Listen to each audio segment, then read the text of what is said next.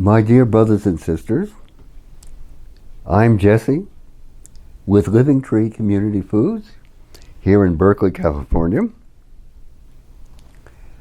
On the last day of the year, I received an email from Dave Chapman, the founder of the Real Organic Project. It is devoted to facing the challenge that confronts organic. As I understand it, he has recruited over 1,000 family farmers throughout the United States, and they proudly display the label Real Organic Project. They're into building the soil. They're into increasing the fertility of this American earth. They're into real organic. And that's because the organic industry has been challenged. It's grown rapidly to $63 billion between 20 and 21.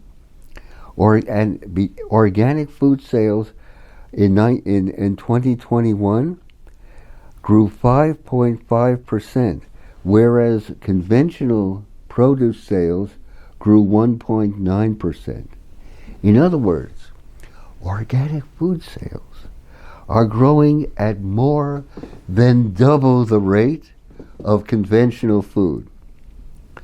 Originally a movement of family farmers, it has now become a magnet for corporate capital. You can be sure the big guys have moved in. Is it any wonder, then, that organic standards are under constant threat? One blatant example is that of hydroponics. Instead of growing fruits and vegetables in the earth, in soil, they're grown in soybean soup. This in a totally unnatural environment, totally closed off from air and sunlight, indoors and under 24-hour-a-day artificial lighting. Yet, hydroponically grown fruits and vegetables can be certified organic. Those raspberries you see in your food store in the midst of winter, sure, they're labeled organic, but they are hydroponic. And think of all those chickens, for example, and cows and other animals that are producing so-called organic eggs or organic meat. Those are cooped up in conditions of filth and stench, and yet their byproducts are considered organic. No wonder that Dave Chapman writes, there is a nagging whisper gnawing at my feet. We are immersed in a culture where it is normal to eat terrible junk food, a system where real food is getting harder to find, where modern agriculture is killing our planet. Dave goes on to say, in regard to his staunch defense of organic standards, real organic is not trying to fix a few government regulations. We are here to change how we think, how we live. We are here to reignite a movement. We will continue to connect and certify real organic farms across the country. We will champion that which is precious and endangered. Dave Chapman, I tip my hat to you.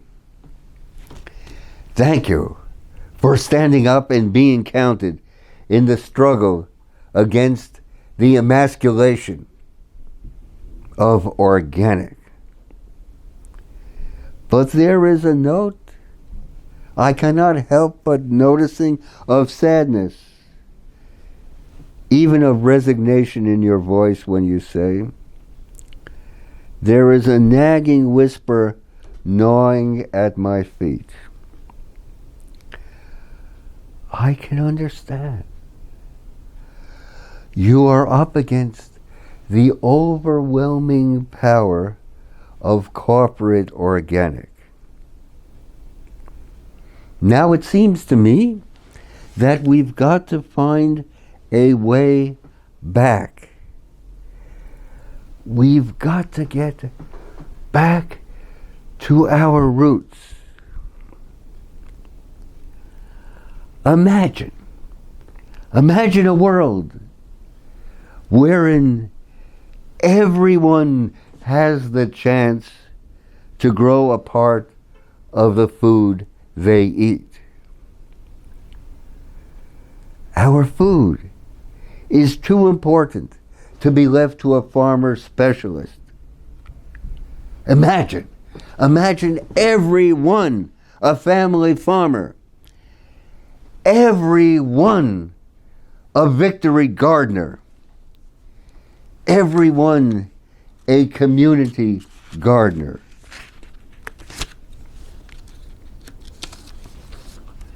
This is no daydream. It happened. In World War II, it happened.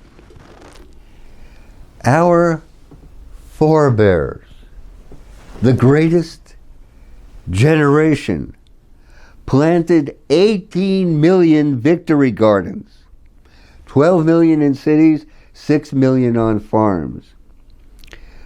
Fruit and vegetables harvested in these home and community plots was estimated to be 9 million tons in 1944. All that we are asking is that the people of this great land come together and start planting. Dave Chapman, may I give you a bit of advice, if I may? Don't box yourself in. Sadly and tragically enough, your base of family farmers is dwindling. So I say to you, recruit every American for the Real Organic Project. America, make America the Real Organic Project. That's right, all 350 million of us.